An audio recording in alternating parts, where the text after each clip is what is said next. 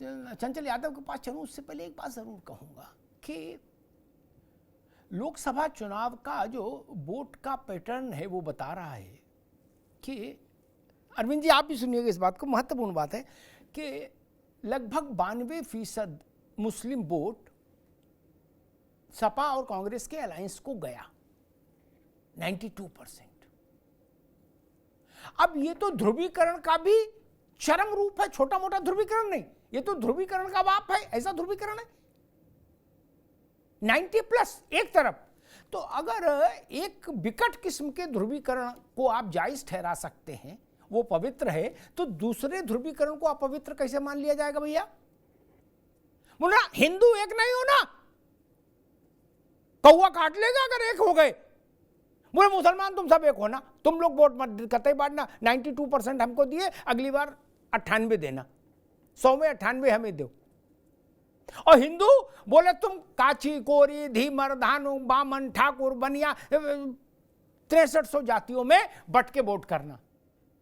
चंचल जी ये बात समझ में नहीं आई, 20% के वोट को आप चाहते हैं कि बिल्कुल इंटैक्ट रहे, उसमें कोई रोशनदान तक नहीं खुला हो, कोई दरार तक नहीं आए, सीमेंटेड रहे क्या, और झप से हम उसको अपने लिए एक बोनस के तौर पर इस्तेमाल कर लें। और जो बहुसंख्यक आबादी है भारत की, बोले उसमें इतने डिवीजन करा दो कि पता लगा यादव है तो यादव में भी घोसी है कि कमरिया है क्या? चंचल जी देखिए, सबसे पहले तो मैं आपका जवाब दूंगा, लेकिन जितना समय आपने दिया आनंद जी को उतने समय मुझे भी चाहिएगा, क्योंकि इनकी एक एक बात का जवाब दूंगा। सबसे पहले आपने बात का जिक्र किया 92% मुसलमानों का। इसी उत्तर प्रदेश के 2022 के चुनाव में आपने देखा होगा कि बीजेपी को 97% ठाकुरों ने वोट किया, 93% तकरीबन ब्राह्मणों ने वोट किया। और हम बांटने की बात कर रहे हैं, हम समाजवादी लोग कभी बांटने की बात ही नहीं करते हैं, हम लोग तो पीढ़ी की बात कर रहे हैं। पिछड़ा, दलित, अल्पसंख्यक, आधी आबादी, अपना अगड़ा पीड़ित, हम सबको लेके चलने की बात कर रहे हैं, हम तो बांटने की बात ही नहीं कर रहे हैं। और आप मुसलमानों की बात कर रहे थे, आप मुझे बता दो, आज के समय में जो मैंने वाजिब सवाल पूछे थे, मैंने कहा कि ऐसा कौन सा पैमाना था कि आपने 16 दिन पहले अभी अमन गौतम की हत्या होती है कस्टडी में पुलिस में, मुख्यमंत्री जी के चंद कदम दूरी से वहां मिलने नहीं गए मुख्यमंत्री जी, और हमारा वोट बैंक साधना हमको है, हम वहां पर, मैंने बताया कि मेरी बहुत बड़ी सिंपैथी है, हमारे बहुत जानने वाले थे, पांडे जी मेरे घर के पास में थे और जघन्य हत्या हुई उनकी। और मैं बता दूं आपको कि वहां पे मुख्यमंत्री फटाफट मुआवजा, मैं मुआवजे की रकम की बात नहीं कर रहा सर, आपने रकम की बात कही कि रकम का मुद्दा वो नहीं है, मेरा मुद्दा यह है कि मैं कह रहा हूं कि क्या वो दलित परिवार के होने की वजह से क्या मुख्यमंत्री का दोहरा चेहरा नहीं है? और मैंने एक दो उदाहरण नहीं, मेरे पास 20 उदाहरण है, मैं आपको बोल सकता हूं। मैं एक बात पूछना चाहता हूं, आज अभी आपको याद होगा सत्तारूढ़ का बैठा हुआ विधायक योगेश वर्मा लखीमपुर खीरी में मुख्यमंत्री का सजाती व्यक्ति लतियाता है, थपड़ियाता है, आपने देखा होगा, चैनल पे चलाया भी। और पता उस विधायक को, पिछले समाज का विधायक होने की वजह से दुबे जी 7 दिन लग गए, FIR नहीं करा पाया, वो धरने पे बैठना पड़ गया।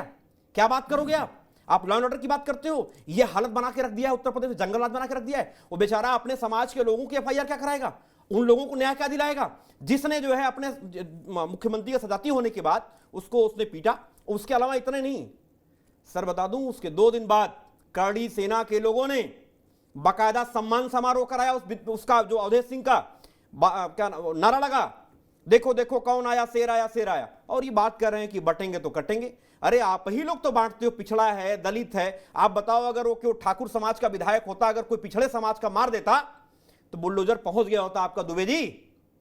ये बात समझ लो, आप उदाहरण बता रहा हूं, देख लेना, आप चेक कर लेना। भी दूसरी बात मैं बताना चाहता हूं, आपने मैंने सवाल किया कि अगर आप हिंदू की एकता की बात करते हो तो किसको हिंदू मानते हो आप? बेचारे विनय कटियार आंदोलन में रहे आपके, हम कह रहे हैं मत समाजवादियों को बनाओ, मत किसी जाति को बनाओ, लेकिन कम से कम विनय कटियार को जो ट्रस्ट के अंदर एक OBC का रख देते किसी को। सारे अधिकतर ब्राह्मण ही क्यों दुबे जी बताइए? सारे जहां मलाई खाना है वहां हिंदू हिंदू, जहां मलाई खाना वहां आप हिंदू की परिभाषा अलग बना दोगे। और सुन लीजिए, नहीं मेरी बात सुनिए, मत बोलिए। और बता दूं आपको, जहां पे लड़ाई लड़वाना है, जहां हत्या कराना है, जहां दंगे कराना है, आप बताओ बहराइच के अंदर, आप बता दो दुबे जी, बहराइच के अंदर आपने देखा होगा जिस तरीके से विधायक की अंतरात्मा जागी, कब जागी? जब उसके बेटे की हत्या के ऊपर सवाल खड़ा, वो भी जिले के आला अधिकारियों के सामने। बता दो बाबा का बुलडोजर कहां चला, बता दो बाबा ने क्या न्याय किया, क्या बात करोगे आप? केवल सुनिए, केवल झांसेबाजी जुमलेबाजी से नहीं काम चलने वाला है। मैं कहता हूं अगर मुख्यमंत्री न्यायप्रिय हैं, उनको न्याय करना चाहिए।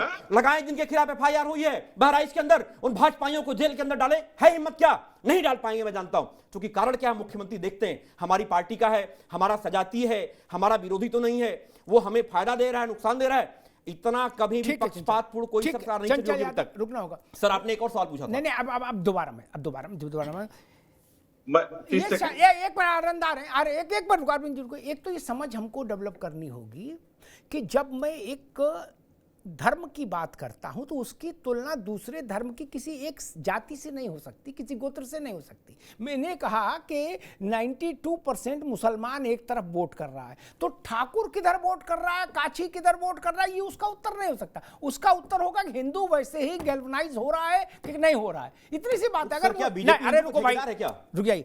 आप मुसलमानों को एकजुट करने के लिए पूरा शक्ति झोंक सकते हैं, तो उसके समानांतर कोई हिंदुओं को एकजुट करने के लिए शक्ति लगाए तो आपको आपत्ति क्यों? किसी को आपत्ति क्यों होनी चाहिए? आप चाहते हो ना कि सारे मुसलमान मेरी जेब में रहें, तो बात खत्म हो गई। दूसरा भी राजनीति कर रहा है, वो चाहते सारे हिंदू मेरे साथ रहें। इसमें फिर नाराजगी किस बात की? भाई आपने 100 में से 92 अपने तरफ लिए ना, तो दूसरे को इसमें आपत्ति नहीं होनी चाहिए, और आपको उनके साथ आपत्ति नहीं होनी चाहिए कि बोले तो ध्रुवीकरण कर रहे हैं। खैर, आनंद जी आप कुछ कहना चाह रहे हैं, फिर अरविंद जी के पास आऊंगा, फिर नसीम खान पर जी। मैं यही कह रहा था कि शायद इनको जानकारी नहीं है, ये राम मंदिर ट्रस्ट की बात कर रहे थे।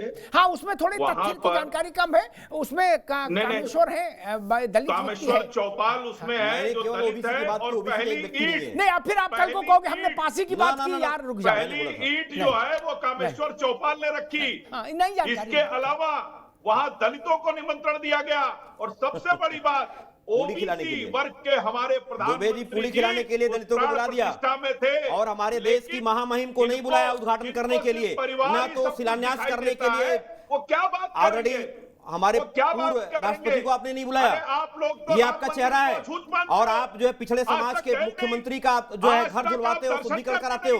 ये आपका चेहरा है। पिछड़ा समाज, दलित समाज, पीडीए के लोग, सुनिए, पीडीए के लोग एकजुट हैं और नफरती गैंग को करारा जवाब देंगे। नफरत करने वालों को बांटेंगे, नफरत करने वालों को हटाएंगे, भगाएंगे। ध्यान रखना। अभी तो मैंने पूरी सूची गिना दी। आप बता दो, पूरी सूची मैं निकाल के दे दूंगा आपको। विश्वविद्यालयों में किस तरीके से चीटिंग करते हो आप? सरकार की हिम्मत है क्या सही लिस्ट जारी कर देगी? किरोड़ीमल कॉलेज की लिस्ट उठा के देख लो, उसमें अधिकतर ब्राह्मण परिवार के भरे गए हैं। गोरखपुर विश्वविद्यालय में सूची उठा के देख लो, केवल अधिकतर मुख्यमंत्री शरारती लोग भरे गए हैं। क्या बात करोगे आप? पक्षपात एक दो नहीं, 69,000 शिक्षक भर्ती घोटाले में सरकार ने गलती मानी। माननीय न्यायालय ने कहा कि बेईमानी हुई। आपने क्या किया? आप बताओ। आप करो बटेंगे तो कटेंगे। कहां बढ़ाई घटे धोबी केवल कुर्मी मल्लाह जातियों का मानते नहीं हिंदू। क्या बात करोगे आप? आप क्यों लड़ाई लड़ाने के लिए क्यों बांटते हो? हिंदू मुसलमान की बात करते हो आप? कोई नहीं बढ़ने वाला है। दोनों आनंद जी रुकिए, एक बात ठीक है आनंद जी, अभी रुकिए।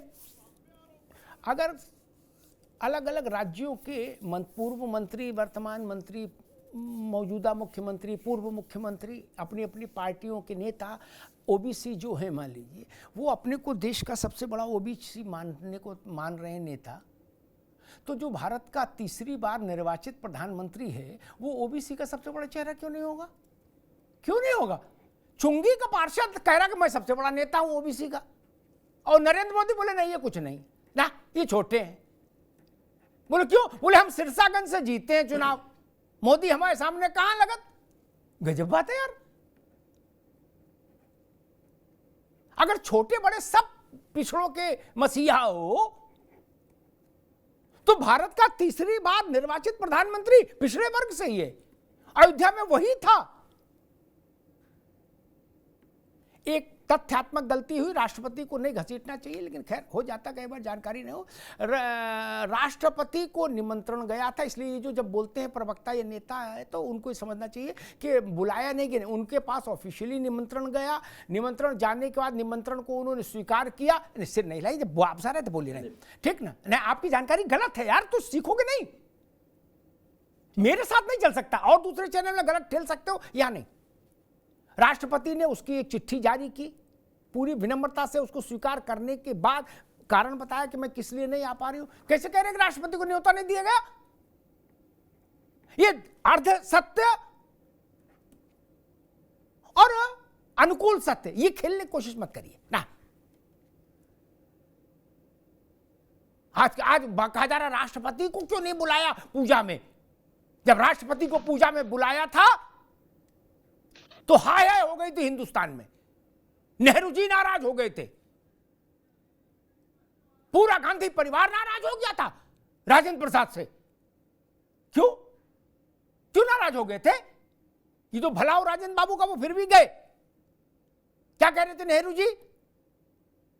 जिस पार्टी के साथ आपका अलायंस है उस पार्टी के नाना जी क्या कह रहे थे कि आप जाकर गलती कर रहे हैं राजेंद्र बाबू, आपको नहीं जाना चाहिए। क्या कहा गया था? आकाशवाणी को चिट्ठी लिखकर कहा गया था कि इस खबर को टोन डाउन रखना है, इसको बहुत कम चलाना है कि वहां सोमनाथ का लोकार्पण हो रहा है, शिलान्यास हो रहा है। क्यों? आज वही लोग कह रहे कि राष्ट्रपति को क्यों नहीं बुलाया? गजब बात है यार, एक लाइन तो रखो। खैर अरविंद जी कुछ कहना चाह रहे थे, आप बताइए।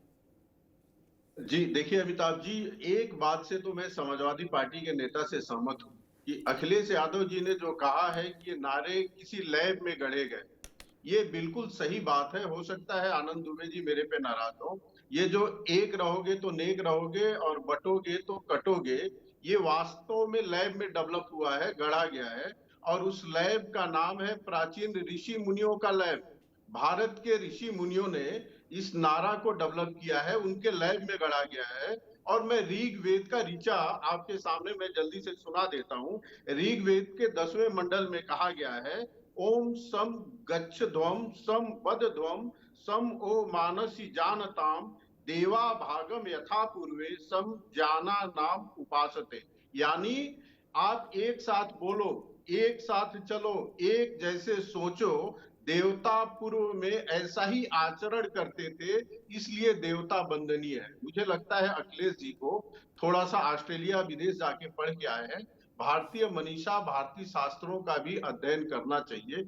उनके कुल के तो भगवान श्री कृष्ण हैं, जिन्होंने गीता जैसे ज्ञान दिया जिसमें सारे वेद और उपनिषदों का सार है, उसको भी पढ़ना चाहिए। लेकिन दुर्भाग्य की बात है कि जिस परिवार का सदियों से पालन पोषण गोमूत्र और गोबर और गो दुग्ध पर होता रहा है, वो लोग आज गाय गोबर और गो दुग्ध का मजाक उड़ाते हैं। ये दुर्भाग्यपूर्ण है। और ये बात सही है कि अखिलेश जी तो हिंदुओं में अगड़े पिछड़ों की बात करते हैं, लेकिन मुसलमानों में भी पिछड़े हैं। धुनिया है, वहां बढ़ई है, वहां भी नाई है, वहां हलखोर है, दुनिया भर की जातियां हैं। वहां के पिछड़ों की बात नहीं करते। क्यों नहीं करते?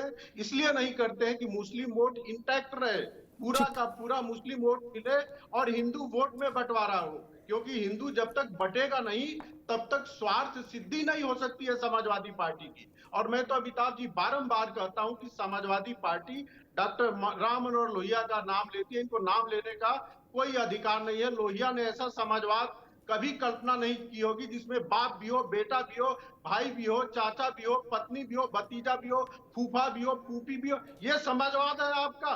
और आप ठीक, अरविंद जी अभी रुकना होगा।